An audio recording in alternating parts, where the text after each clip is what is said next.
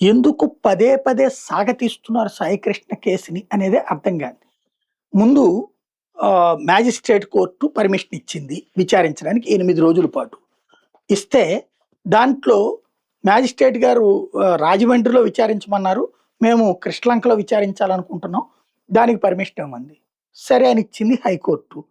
High court permission కంపల్సరీగా CCTV అది అక్కడ ఆయన రికార్డింగ్ వీడియో, ఆడియో రికార్డులు ఉండాలి అని చెప్పింది కోర్టు. ఇప్పుడు దాని మీద సుప్రీంకోర్టుకి వెళ్తారంట. అంటే ఏం చెప్తారు సుప్రీంకోర్టుకి? మేము అతన్ని వీడియో తీయము, ఏమీ తీయము, కొడతాము, తిడతాము అని చెప్పినట్ట. పారదర్శకంగా విచారణ ఉండాలని సుప్రీంకోర్టు అనే చెప్తుంది. అంటే ఇక్కడ సాగతీస్తున్నారు. వెంటనే విచారణ చేయకుండా రోజుల తరబడి సాగతీస్తున్నారు.